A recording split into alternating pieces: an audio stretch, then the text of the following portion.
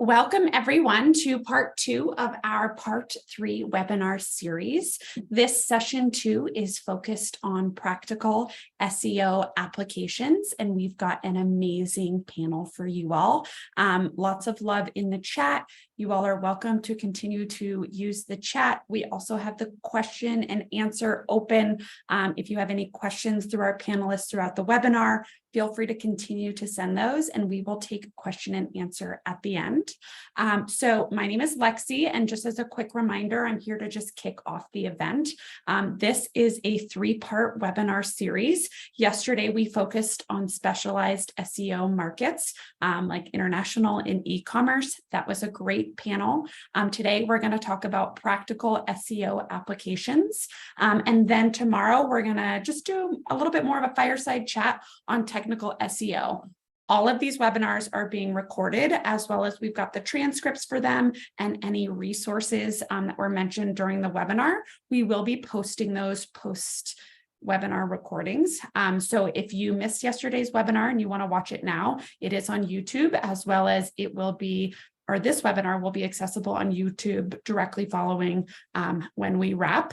And then we will post everything to our resources page after tomorrow's webinar wraps. This is the Resource Center, which hopefully you all are familiar with. That's where we'll post all of the resources there. Now, enough of me. With that being said, I'm going to hand this over to Whitney, who's going to be your lovely host for the webinar. And Whitney, you can take it away. All right. Thanks, Lexi. Hi, everyone. I'm Whitney Berber, and I will be your host for today. A quick intro to me. I've been with WP Engine a little over 6 years now, and I lead our website acquisition team, which obviously plays a huge role within SEO. So this is an exciting topic for me to be a part of today. With that, let's get started with getting to know our panelists. Welcome, all 4 of you. Thank you so much for taking the time today to be with us and share your experience. Let's go around and have each of you just introduce yourself, tell us a little bit about your role in your company, and then one quick tip of your #1 SEO recommendation that you would give someone. Jeff, you want to kick us off?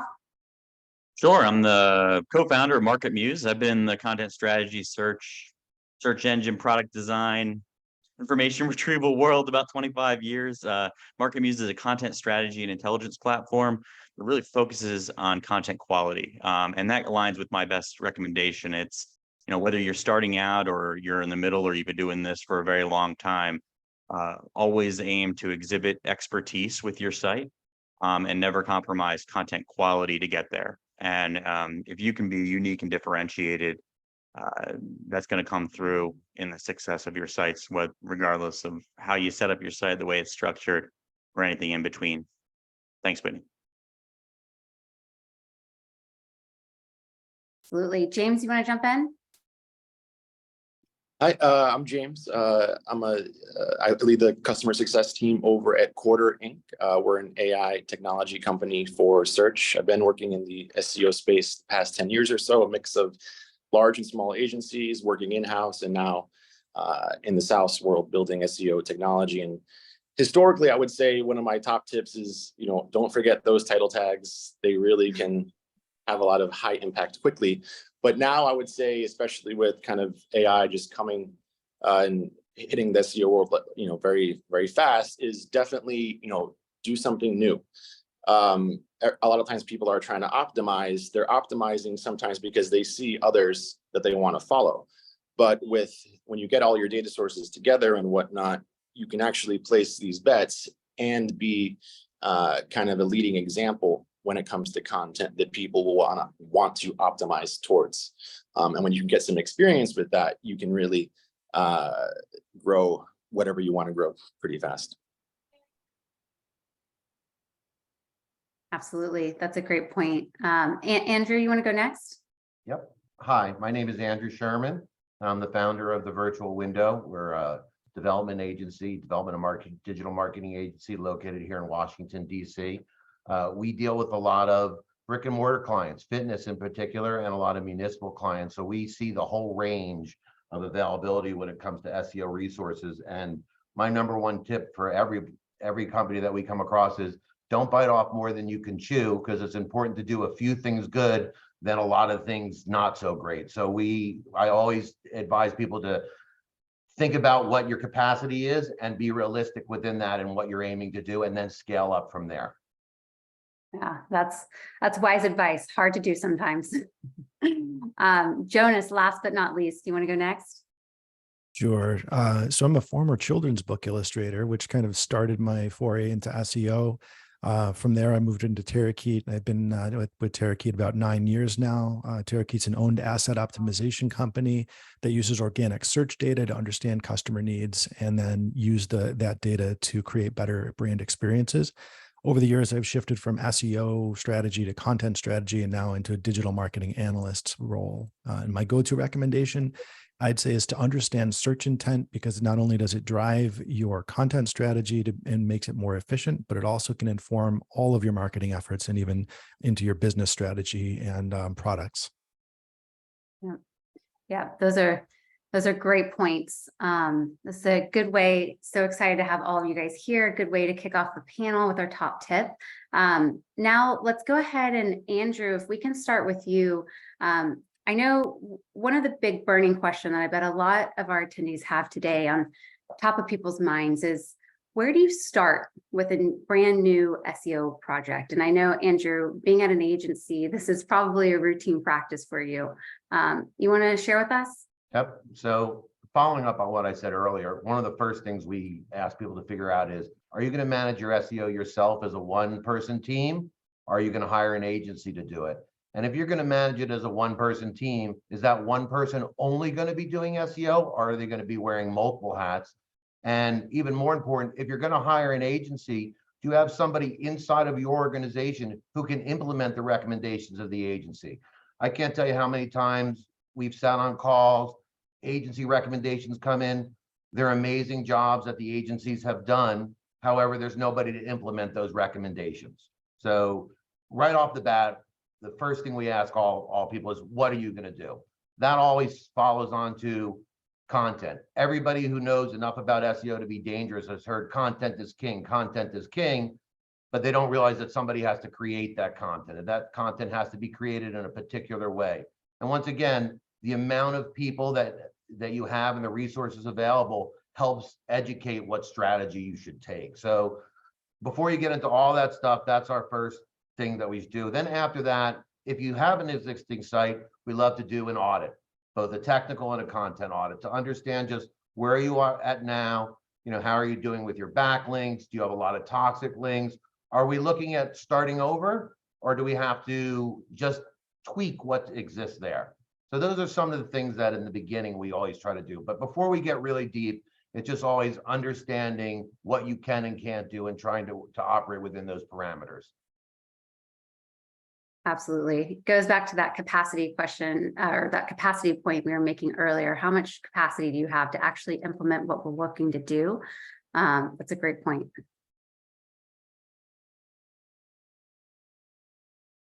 Jonas, you want to jump in? Sure.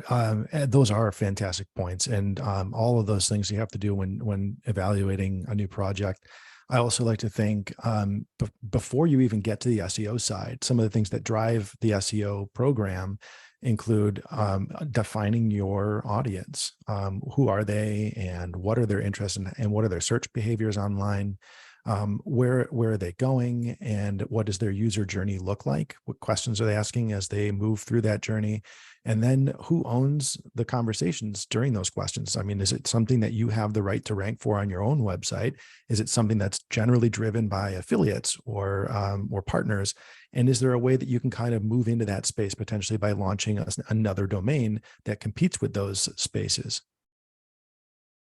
Yeah, that's a good point. It's good. It kind of plays off of what Andrew was talking there about first taking the technical audit and seeing what even exists there. Jeff, you want to jump in? No, it resonates with me for Andrew, because I've been a part of many of those situations as well, where you get here's your top 10 things, and I might get to item 10 in 4 years. So part of that gets into why haven't things worked in the past? And sometimes it is resources. Sometimes they hadn't completed a effective audit in the past, were prioritized well. So if you get ahead of understanding whether it was operations and execution where you fell down, or was there something else in your past, like you mentioned, toxic links, was there a significant migration? Was there a maybe someone tried to move real fast and do something a little bit aggressive or risky? Getting through that early on will make sure that when you get that prioritized list from Andrew and it's only 3 things, so you actually can get it done, they're actually going to be impactful, and you don't have a governor on your engine causing you to not go as fast as you could go. Really critical to go through that forensic audit. Yeah, absolutely. James, anything to add? Yeah, assuming some of the technical items are kind of dealt with, and then you're left with kind of how, what to do next. One of the things that I highly recommend is, yes, there are times when you are doing things completely net new. There's no historical data at all, but sometimes there is a lot of relevant historical data that can be used to inform whatever you're doing, specifically when it comes to kind of creating something new. So there could be other domains that have a lot of historical keyword data. There could be pages on your site that have a lot of important keyword data mined from Google Search Console. There could be historical ad campaigns. All of those kind of keyword signals can be gathered, and those are data sets that none of your competitors have. So configuring that the right way could allow you to have kind of an unlock of sorts in terms of guiding you with some type of content strategy. There could be these random long tail keyword variations that could be that impetus for the content team having a whole new revelation of something to create. So, when starting something new, really evaluate if there is any type of historical data, and that could even be customer questions, form fill data, on-site search. All that data can go into AI systems, and sometimes there can be a lot of magic that can come from that. Yeah, super close to home for you being at Quarter. Yeah, those are all really great points. I mean, everything from capacity to what is the capacity when you're taking on a new project? What does your technical audit look like? And then also just leveraging those past insights and data that everyone has, instead of always trying to create net new, right? All right, let's shift gears here a little bit. Speaking of capacity, all of us have had to go through this one time or another, but looking at CMS redesigns, or even just migrating your site to WordPress. I know, Jonas, I believe you recently just went through a website redesign. Do you mind speaking to how you maintained a really strong SEO presence during that project? Yeah, I'd say it seems like we're doing this maybe every 3 years or something. There's always some kind of tweaks to go through. This was one of the first really major overhauls as we launched into created a brand new category in marketing, and needed to reconfigure everything. Fortunately, a lot of the blog content that we had, nothing was really changing there. One of the things we were keeping in mind is, we don't want to break things unnecessarily. You don't need to, if you don't need to change your URL structures, don't do it. If that's definitely true on an e-commerce based website where you might be completely destroying your entire IA information architecture and reorganizing all of your product listings and categories. If you're doing it for a good reason, then absolutely. But I suppose the main things to remember are just always involve your SEO team or your SEO point of contact or your agency, whoever you're working with from the very beginning. Bring in your UX people or work with a consultant, because the UX and the SEO need to be hand in hand. Sometimes the UX side gets overlooked because folks are trying to target certain keywords and they're not thinking about the functionality of something like a table of contents menu, or how does your nav going to be working between mobile and desktop. You want to do something sticky, but then is the sticky going to cause something to break? So it's just always important to make sure that you've got the right people at the table from the very beginning all the way through, and don't change things unnecessarily. Always make sure that you're doing it for a reason, and the reason should be centered on your users first and foremost. Mm-hmm. Right people in room and keeping it simple, what's needed, right? Jeff, any advice? Yes, having been through not less than hundreds of migrations, And even from things like vignette to 6 to vignette 8, right? And those types of processes. And now a lot of the times you're going to a WordPress or a WordPress VIP implementation. Even large publishers very recently migrated sites that get over 100 million visits as a collective to VIP. And all those pains. Some big things to think about is anyone internally in your organization or you document your possible assumptions, right? We don't need these old pages, right? Or, oh, these aren't even worth updating, right? Or, go through that list and, document them and see, vet them with somebody who's done this before. Make sure those aren't going to cause you some problems. Those are the most common ones, by the way. If you're going from a CMS that is a little bit less modern to WordPress, you could be in a situation where you're going to be going through a URL migration. Be sure you get your entire list of current URLs, even diving deep if you're a relatively big site, get into your logs, get all the ways people are accessing your URLs, go through your historical migrations, build the tome for today, that big list of URLs. You know why? Because then after you launch the WordPress site, you can go hit all those old URLs and see if they all work right. Right. So you can do some basic stuff there. You don't have to be an expert to go hit every URL you have now after you launch, just in case you didn't tie up any of those loose ends. Be thinking about that and your current internal link structures, because you could change what the location of a page on your site and how prominent it is within your site's architecture, have a major impact in either direction. Absolutely. I think this is a common theme that we're seeing here, right? Understanding the total technical audit of what exists today. What's the long-term vision that you're moving towards? And are those changes absolutely necessary to make? Sorry, James, I think I cut you off. Or Jonas. Yeah, no, I just wanted to chime in also, because I know, Jeff, you're a huge believer in the topic cluster as well. And I think there's a lot of times that one of the big mistakes that, somebody might make when they're jumping in and they're pulling all this data, they might say, well, here's all these pages that are getting zero traffic, or they don't target a specific keyword. So let's just get rid of those pages. They're not converting, they get no traffic, they're worthless. But they're not realizing that those might be vital pieces of a bigger topic cluster that's building overall website authority for that entity, that topic. And if you just remove them, then all of a sudden Google doesn't see you as the expert that you once were. Or they might be, low volume, long tail, something that still answers a very typical user question. And you want to be able to send people to those pages, whether or not they're getting organic traffic. They might still be a valuable touch point on the website. So those are things just to be careful of when doing a topic, overall content audit. That makes a lot of sense. Understanding user behavior and where they're going, how they're using it, how they're getting there. James, you want to jump in? Yeah. Jeff was saying, collecting an inventory of all your URLs. One way to do that effectively is, going right through Google Search Console and the API, and brands have the opportunity to pull the previous 16 months of data. And the smaller your website, the more comprehensive your data will be. The larger the website, Google begins to sample a little bit. But you could pull, whatever Google finds, even if there may be one impression of a URL surfacing. And we pull this all the time at Quarter.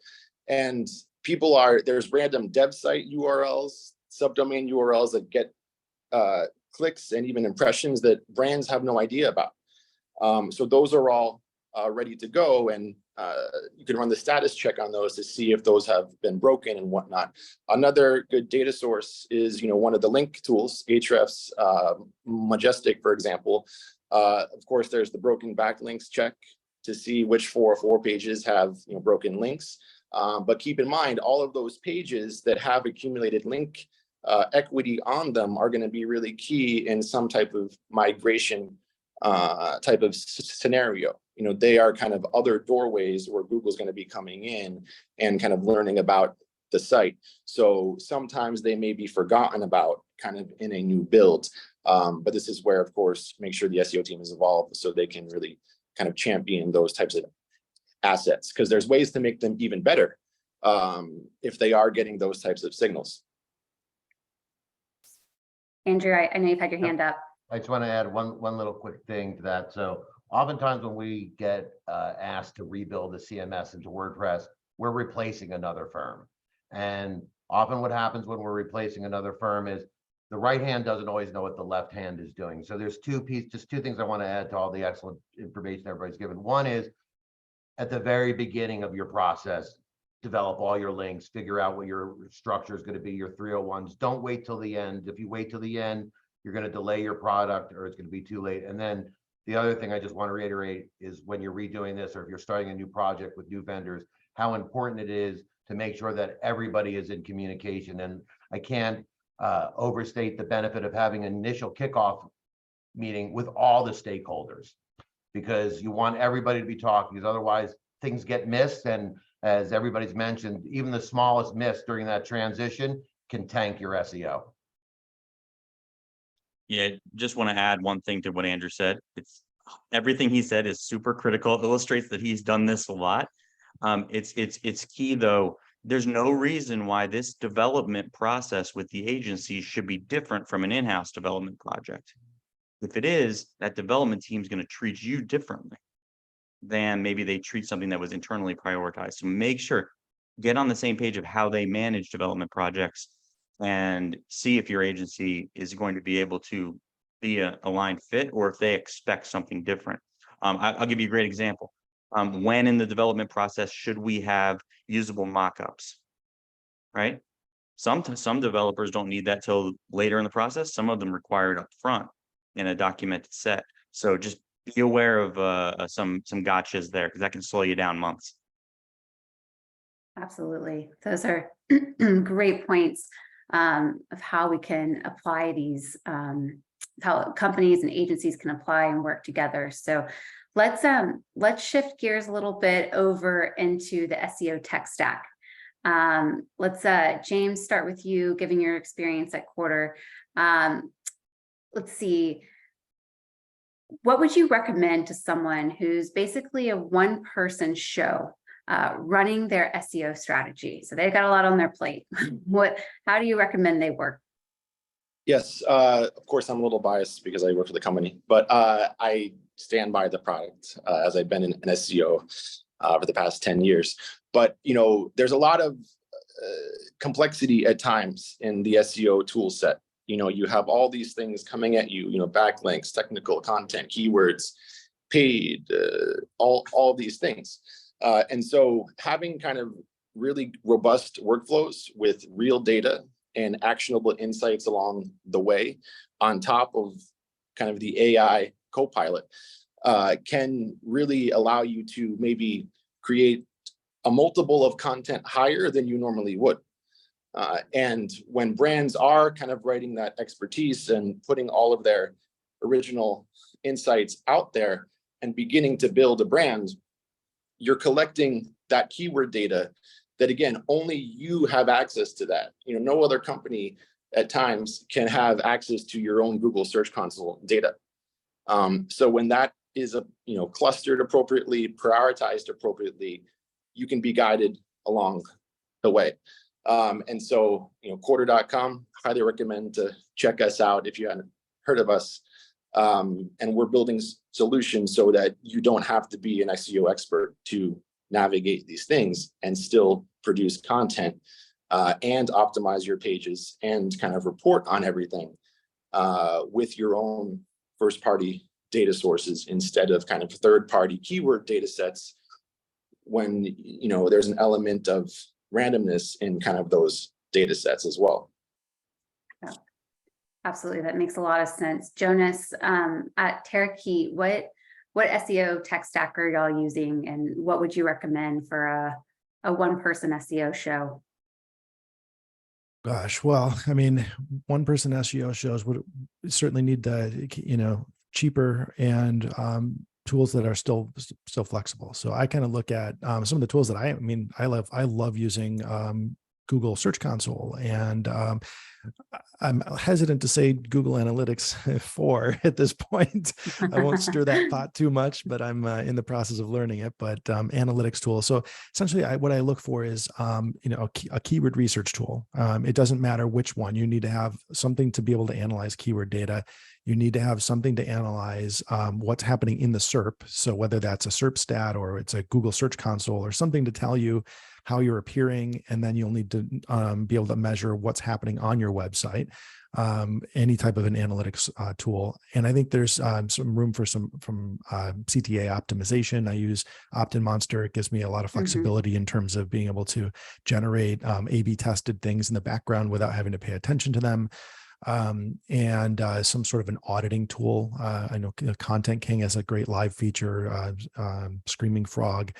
So anything that you can go back and look at afterwards and pull data from. But I love using things like Google Sheets, which is just a super simple, it's free, it's cheap, and you have a lot of flexibility without having to get into subscription models and using the formulas for that. So, I kind of have a broad spectrum of things in terms of actual plugins. I've used Yoast. I want something that gives me flexibility to be able to change title tags, do redirects, just do things that that'll help me not go through a developer to make things happen on the page. And then I'm a fan of Gutenberg blocks because I think we get a lot of flexibility in design if you use those within a WordPress blog, especially if you have access to a designer and a developer to create great functions. Yeah, there's a common thread in all the ones you're listing there is noticing is what are ones that you can self-service, right? Set up, and then you also have access to and the power and the autonomy to be able to use them, right? Jeff, you want to jump in? Yeah, sure. And everything that's been mentioned is, going to be very valuable. Something that James said earlier for Google Search Console, look at Google Data Studio, look at the new capabilities with the API. They may be a little bit intimidating at first, but so just put a note in there. You need to learn GSC. And then the opportunities, because you can't get all the data out of Google Search Console without those additional add-ons or software that connects to it. Same thing with analytics and Data Studio, Google Data Studio. Be thinking about that. It was mentioned in the chat. Screaming Frog, Site Bulb would be good. Comparables. Check out both of those offerings. I have a webinar recording with the founder of SiteBulb, which you will link to. It talks through how to do content audits with that. But Screaming Frog is really intuitive as well. As far as content audits and content inventories on the fly, it's Market Muse, obviously. But if you want to understand where you're strong and weak, where you have opportunities to build, those are things that we uniquely provide, and we provide personalized metrics for difficulty and how much investment you're going to need to make, so that when Andrew gives you your top 3 priorities from his audit, you know how much it's going to cost for you to have to build a successful content strategy. But really, investments in time efficiency when you're a one-person team, most important. So you may use something and it just doesn't work for you. Don't give up on it because it doesn't work for you. If you're going to invest in something, make sure you can get to adoption on that product before you give up on it. I've seen so many people try to use 7 or 8 different tools. They put in a half-hearted effort into them, and they don't ever become experts using those solutions. And that's a really, really, really big path to lose. So don't spread out your time on 7 different products that use one thing. Make a bet. If after you adopt it doesn't work, then move on. Do a quick evaluation. Don't do a long evaluation, because a long evaluation, if it doesn't work, is a long loss. Andrew, I saw you unmute yourself. Oh, no, I was just going to add that a very basic or a very good tool that we use for companies of all sizes is SEMRush, just in general for keyword. I'm a big fan of Google Search Console for this. I think it's underused. I think most people, so we've come across many clients who didn't, when we were first introduced them, didn't even know what it was, let alone have it installed. And the wealth of information that they realized that they were missing out on once they got it and you can connect SEMRush to all these tools. So that's the only thing that all the other tools everybody's mentioned is great. I think it was Jeff who said, though, the effect of whatever tool you use, stick with it and try to become an expert in it, because it's better to know 1 or 2 tools really well than 6 or 7 tools kind of meh. You'll get much Absolutely. further if you can focus in on what's achievable as opposed to trying to achieve what you can't do as one person. Yeah, the learning curve is real for all of these technologies for all of us. And constantly shifting, and that's another challenge. Yeah, knowing what all exists with them. Well, I think, Jonas, you kind of teed up our next topic a little bit in your answer discussing Yoast, but I think let's talk a little bit about SEO plugins. We all know that there's a lot of them within the WordPress plugin directories. So Jeff, what's Market Muse successfully using these days that you would like to call out to this crowd? Oh gosh, for SEO, Yeah, so many things. What are we using for plugins on our sites? We've used all-in-one SEO. We've used Yoast. We've used Rank Math. We have plugins for, we've tried to evaluate all of them, because we need these things to be effective. I think for a smaller team, these things you want to get into the details of the functions that you're going to use, or that you have a need for. And I think the only other exception would be cost, how many sites you're managing, to decide on these all-in-one plugins. If you're going to evaluate software solely, whether it has a WordPress plugin or not, separately, I would caution against that. You really want to build it based on the merit of the outcomes and how you can integrate it into your workflow. That's where I've had the most success with some of these platforms. Yoast specifically is pairing it with some data from other solutions.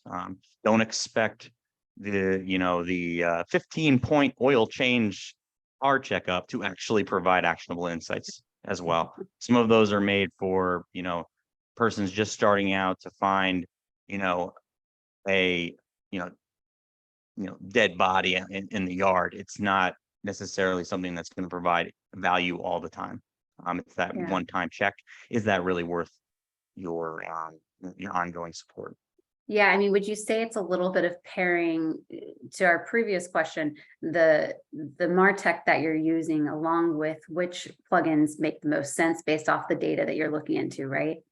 Yeah, well, you got to understand, for those 3 solutions specifically, they're playing a bloody war in one space, right? So they will all have promoted features, and they'll all be constantly evolving, and from a product management perspective, trying to get to feature parity, and then why we're different. So know the features that are parity, and then know the features that make them unique. As those get more mature, what happens is price comes down, right? And so that's keep an eye on those things, because you may see one feature as it doesn't really matter, or I've already got that in a good place, so it's not adding unique differentiated value. So you want to find the features that are differentiated unique value for you, and when you do, that's going to allow you to pick your weapon. Yeah, that's great advice. Probably speaking to a lot of people on the webinar. Well, when Andrew, those solutions specifically, sorry to get a little bit add on, when you're a newer entry is going to have a lower price point as well. So really, these is a big deal. This is the thing that you're going to rely on for managing your URL structures, for managing your redirects, for managing your breadcrumbs. These are important baseline items that if you don't get right, plan from any of them, us on this call isn't going to work. So keep that in mind. Jonas? Yeah, and I was going to say, when evaluating any kind of plugin or tool, don't look at the plugin's complete feature list, because they're going to sell you on all kinds of cool stuff that you're never probably going to use. So think about how you're going to use the tool feasibly. If you're a one-man show, a one-woman show, you're not going to have time to be able to do a lot of that stuff. So don't buy it just because you see all these bells and whistles, but think, how am I actually going to use this and how is it going to get me results? Yeah, that makes a lot of sense. Andrew, sorry, I think I cut you off. Oh, no, I'd say, but I was going to just kind of reiterate. I'll tell a quick story. I have a brother who loves technology, and he'll spend like 9 months looking for a TV that has all these features. And when he finally gets the TV, all he does is turn it on and watch it. So he's wasted a lot of time. He spent a lot of time for a lot of features, a lot of integrations that he's never going to use. And the same is true with the plugins. And I know that sometimes people, Yoast being the most popular, there's always the question, do I get Yoast Premium?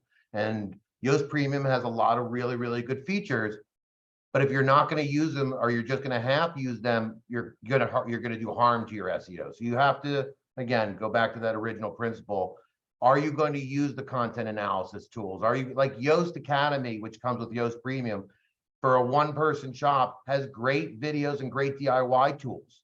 And you could, if you're trying to teach yourself, those are really, really good. But again, I think it just comes back to when deciding which plugin you're going to use is try to narrow down to the features and the things that you can achieve. Look for scalable plugins that may do some of the things you want in the future, but don't overshoot in the beginning, because there's nothing more frustrating than those clients who try to go all in. They think they can do everything, and then they hit that wall of frustration when they don't get those results because they haven't done the basic things like alt tag all their images, because they've missed out on the very basic low-hanging fruit. Yeah, absolutely. I think y'all probably helped a lot of people today on the call. The plugin world is vast, and you just very much simplified it. What are you going to use? What's insightful? What's helpful for you personally? All right, let's jump into the $1 million question. What are each of you currently doing to improve your search engine rankings?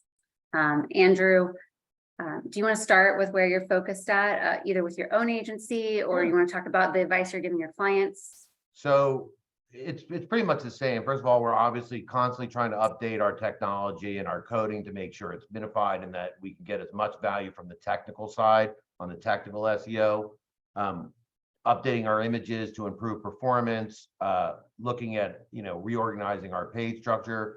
One of the things we do for a lot of brick and mortar clients is we lean a lot more into local search using, Google My Business and other things that can enhance your organic SEO beyond just the keyword world.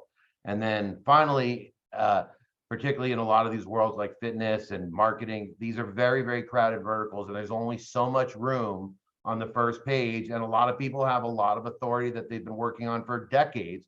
And so sometimes what we'll do is just using Google itself, we'll look for long tail search terms that aren't as popular, but may be more refined, and try to go after those and own those spaces rather than coming in 50th on something that we have very little chance of competing against because of who else is there.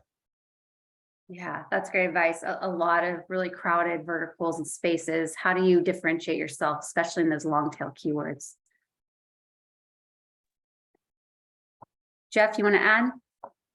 Well, I can speak to how to differentiate, especially in those tough worlds. But yes, effectively, you want to know what it means to be an expert, and you want to drag that expertise out of your brain or your teammates' brains. Make sure that it's making its way to your website, right? That's how you're going to differentiate. You're going to differentiate in knowing your customers.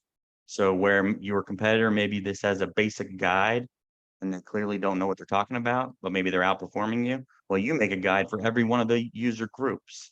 So you dial one number higher when you're weaker, and you're going to win more consistently, and you're going to chop down those trees. That's what we do every day. We build those foundations of authority on core topics by telling the story of expertise for the entire buyer journey. Don't be afraid to overcover something when you've got a lot to say. The differentiation is critical. That's what we do. That's what we live, is we're constantly looking at our own inventory, constantly looking at our competitors, not to copy them, like some tools in the market might want you to do, right? We're doing that to be able to differentiate and to be able to say, I know and I'm confident that every page that I create is equal to or better than all of my competitors every time. That's great. Jonas? Yeah, and I'll say that one of the things that we're looking at right now on our own website at Terrakeet is just after having launched the new owned asset optimization marketing category. Now we have to go back and look at all of the content that we created previously and say, does this align with, is it more SEO, enterprise SEO focused, or does it align with our current mission? How can we update and refresh that content? Because it doesn't help anybody. If we get a lot of traffic to a page and we're ranking really well, but it's not aligned with our service, who cares? They're not going to be, it's not going to resonate. So now we have to go back, and not only, is it important to, if you're doing your job as an SEO, what you wrote 2 years ago, it sucks now. So you need to go back and you need to reevaluate it according to, has intent changed? Are people searching differently? We just came through a pandemic. Maybe what they were looking for previously is not what they're looking for now. Maybe it's gone from more product to more comparison because they're not going in stores anymore where they can ask associates questions. Now they have to do that research online. So everything is kind of shifting. So I say, going back and looking at what you've previously written, is it up to snuff, and is it in line with your brand? And is it the best you can do for your audience to keep them engaged on your website? Because we're also looking at navigation in terms of like blog navigation. So it's great if you rank really well and you get somebody to your article. Now what? That's not the end point. You want to send them to the next article. Anticipate their question. What's next? How can you help them find more of your content on your website, on your blog, through strong search and strong navigation, faceted navigation, things that will help them discover more, so they don't have to go back to Google and then hopefully return to your site again. Gosh, that's spot on. That's great. And also takes us back to what we were talking about more towards the beginning of the webinar, just knowing what all exists, always have an inventory out there, and how do you need to shift based off of what's changing in the world, right? James?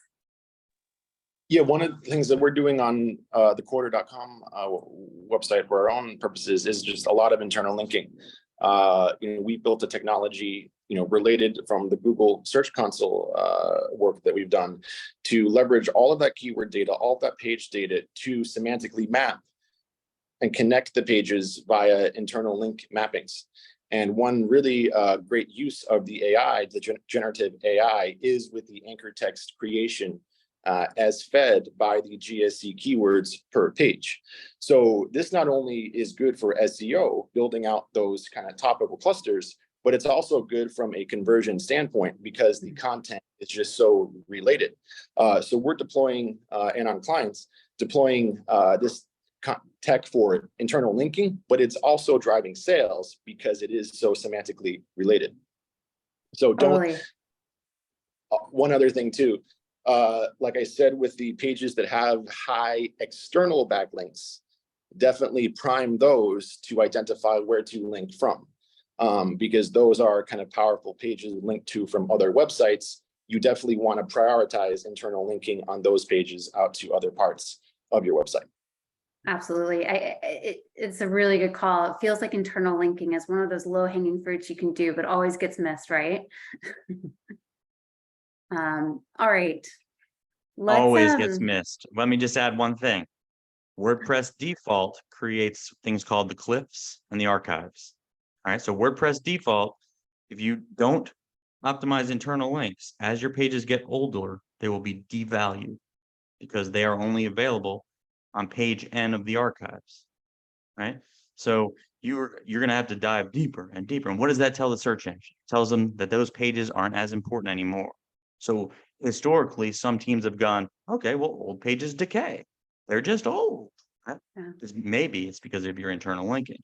If something's important, and it can be updated, as Jonas mentioned, make sure you tell the search engines it's important by pointing links to it and wayfinding to it. To James' mention, and I put it in the chat, answering those next questions elegantly weaves your pages together so that you tell the story of which pages are important every time. That's why his recommendation is spot on. Yeah, you're actually, you're already teeing up our next topic here. I mean, we all know SEO results take time, sometimes a frustrating amount of time, right? Let's see, Jonas, if you want to start here with us, what KPIs are you consistently tracking that indicate success for your site?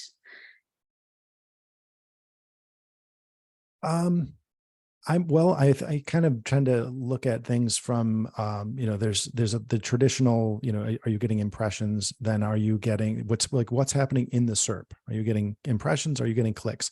What's happening on your website? Are you getting page views? But I kind of like to think broader than that, or maybe the other way around, more narrow. For us, we don't service customers outside of the United States. It doesn't make any sense for me to look at total page views. It's a vanity metric. If 99% of the traffic is coming from outside the US, then I'm not doing my job. So I report rather on the big metrics. I tend to look at the metrics that make the most sense for us. And so I guess that would be my recommendation, and maybe put less focus on things that are vanity metrics like impressions that aren't actually business results, but understand them, understand how they influence the rest of the funnel. Because if you are getting impressions, then you know where you can influence to get clicks. And then when you're getting clicks, you can understand, are they the right ones? And then which pages are driving clicks from my target audience? And how can I filter out the noise? And I think this is something that Andrew, you were talking about earlier with prioritizing, right? And don't, if you've got a whole lot of content that is in one topic area and the first number of pages are driving clicks that are outside of your target audience, maybe you need to re-examine that and deprioritize those, and then prioritize things that are coming from your target audience. Or if you're getting certain content that has almost no engagement, it's highly informational, and those might end up being gobbled up by AI SERP features in the future at some point. And look at those trends and sort of figure out, how can I prioritize the things that are actually more important to my audience, whether those are downloads instead of form fills, or if they're email subscribes. Look at the things that matter to your business model, and don't try to use generic across the board signals that everyone else uses that might not apply to you. Yeah, that's not exactly, I know it's not an exact answer that everybody might have wanted. They want which metrics, but it really does kind of depend on your business model. Yeah, I couldn't agree with what Jonas is saying more about the importance of knowing what you're looking for, knowing what your conversion actually is. Is your conversion a page view? Is it a form field? Is it a form sign up? So a lot of times, like Jonas said, people care about the wrong metrics. You don't care if you have a form and you're trying to get people to convert it and you get tons of people to your page. That's not the important thing that you need to know. The important thing is why are they getting there and not converting? So defining what you want to do up front, instead of, we like to say, building the plane as it's flying, will give you a much smoother landing. It's really, really important to just know what you're looking for. And I think that Jonas said it best, when it's not just the default generic stats that tell the story. You need to look a little bit deeper and understand. James. Yes. So of course, eventually some executive CMO, CEO is going to be like, okay, are we making money? Are we driving leads? What is the impact, right? But sometimes that takes time to get there. So, it's important to kind of have an awareness of some of these leading indicators that can really inform and forecast if that's even going to be possible against the target. So with Google Search Console, again, it's a gold mine of data, but just going into the Google Search Console UI, you cannot find some of this information. You have to use kind of your own scripting or, great technology. And so, for example, yes, you may know all your money pages. You can analyze the keywords mapping to those pages, and you can see the evolution of these keywords in Google. Are they still on page 8? Have they moved to page 5? Are they now on page 3? Are they now on page 1? How do you time that so you can know moving forward? If we make this blog, according to all of our previous blogs last quarter, we got to page 1 in 45 days, for example. So understanding kind of those leading indicators of search with the real first-party GSC data, and even ads sometimes to get that conversion early signal, can be really insightful. Yeah, that's just to reiterate, I think that's super important. Like, what story are you trying to tell? And also, how do you wade through the noise of the vanity metrics? So know which metrics you're actually focused on, instead of what you're just trying to put a check mark next against to make you sound good. I think that was a really good point, Jonas, about looking at the US traffic rather than just what else is coming in from internationally, or else you could be looking really good, but not able to make strong business decisions. Jeff, anything to add before we move on? From KPI perspective. Yeah. Yeah, they would be, it really, a lot of teams will measure, they'll measure pages by themselves instead of measuring them as groups, and they actually work together. Mhm. So when you're doing an effective reporting practice for individual pages, don't only report them as individual items because they work together. If they're all trying to achieve the same thing, they're all in one buyer journey, make sure that they're being reported as a group as well as individual. And that's going to give you a solid, a much more solid view. It'll also avoid, team members, trying to separate their pages versus your pages, de-siloing and all that kind of stuff. So, which You gotta happens a get lot. credit for it. Well, you hear that if you're a demand gen lead or your lead gen Right. lead, it says, why are we creating this early stage awareness content? Why are we creating those definitions? They don't generate any leads. You got this problem that I'm describing right now. So Yeah. you got to make sure you report well. Get ahead of that. Get ahead of Yeah. it. Jonas. I was just going to add that's awesome. That is so true, because everyone they do that. They're like, and we recently dug into, for one of our customers, in the finance space, we looked at all of the pages on their website, and we said, well, which ones are driving revenue? What's the business value per page? And we noticed there was like the top 3 pages were driving about 35% of all of the revenue from the blog.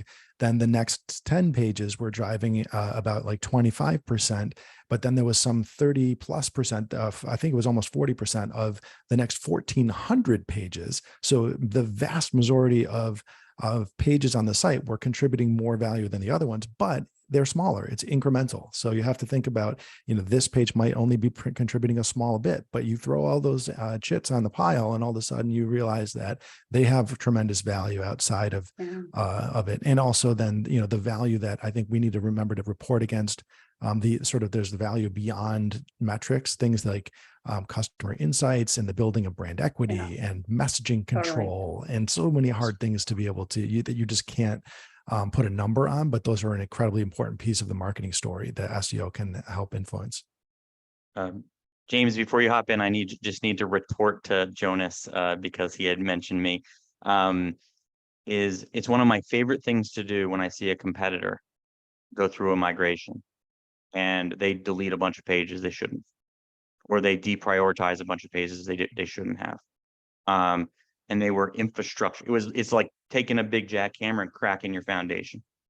Because that gives me a unique opportunity, and creating content strategies for hundreds and hundreds and hundreds of companies. When you see those things happening, and they might delete it because it doesn't get a lot of traffic, but it's critical to the infrastructure of their site. So just keep an eye on. Don't be the person cracking your own foundation. It happens all the time. Yeah. There's got to be a holistic view, right, that you're looking at. It can't just be one few metrics. How does it impact the whole business? James, do you want to add something before we move on? Yeah, one quick thing I forgot to mention is, with the paid data too, with the technology, you can kind of combine all of your Google Ads data completely with your Google Search Console data, and you get the revenue per keyword in the ads data. And it just takes some engineering to extrapolate to your SEO keywords. So now you have, which keywords are actually having purchase intent, kind of lead generation intent. And with the AI, you can cluster that. So then you could literally model all of your Google acquisition channel agnostic. So if you're not combining paid and organic together, that's definitely a milestone to cross at some point, kind of on your journey through search. Yeah, great point. Great point. Going back to the holistic user journey. So I feel like we could keep going out for many more hours, but we technically have less than 5 minutes left. There's been a lot of really good audience questions. Let's see if we can dive into a couple of those. Just whoever wants to answer, I'll throw them out. Whoever wants to jump in. First one, I really like. What bothers you the most about SEO? What annoys you? Other than Twitter, no. But I'll say is they're trying to rush to the end is my big thing. That's happening a lot right now. Trying to go from a keyword to a draft. We forgot the entire editorial process. So maybe you don't know the editorial process. Maybe you don't have a content strategy. There's a lot of abuse happening by SEOs, unfortunately, right now in trying to get to a finished content product without considering how you used to do it and trying to improve those processes. So if I give one piece of advice, it's don't think that you can go from Word page and it's just going to be an editing process because you've never done a developmental edit yourself in 95% of the cases. If you don't know what a developmental edit is, you shouldn't even go down that road until you learn a few editorial processes. And I might sound a little preachy, but it's because I've seen this happen at the largest editorial teams in the world, all the way down to 1-2 person shows. And they're all jumping to the end and it's causing some irreparable damage. So if you're going to build lots of content and you think you're just going to get there by editing drafts that you're generating, you have another thing coming, and feel free to reach out to me if you have a specific use case you want to talk about. Jeff@marketmuse.com. Andrew? I was just going to say it's more of a frustration we run in from our end is just making sure that people understand that SEO, organic SEO, is a marathon. It's not a sprint. It's very, very different from paid. You can't expect to get the same results within a couple of weeks that you get for paying to get to the front of the line. And also, sometimes people don't understand, we do a lot of restaurants too, and they're like, we sell pizza. I'm like, you're not going to get past Papa John's, Domino's, and all those. So you have to understand where your audience. So the reality of what you can and can't do is often one of the challenges that we have. Like we all have those people who come to us and say, hey, here's for $500 a month, can you get me on the first page of Google? Because I got an email that told me they could do it. And explaining to people the reality of the labor that goes into doing SEO organically properly, and that it's more than just keywords and title tags is the challenge. I feel like that should be, Lexi, the next title of our webinar, SEO is a marathon. I see, James, Jonas, any last few, I know we just got a minute left. Anything you want to add before we wrap up? Yeah, I can say that I would love it if the entire content and SEO community started thinking about when they create content, think about it as an investment, an equity building investment. It's not something like when you run an ad and somebody clicks the ad and you get a return on that investment in that period of time. Creating a piece of content thoughtfully and publishing it that answers questions is something that you do once, and then you have to go back and revisit it once in a while. But the long-term equity, measuring that against a year or 2 years or 5 years, and start thinking about how much value you're going to get out of that single piece of content over the long term with minimal updates potentially, rather than just seeing it as a 1 month. It's been in live for a month, and how did it compare this month to our paid ads this month? Yeah, building to last. James? Yeah, and real quick, I would challenge people too.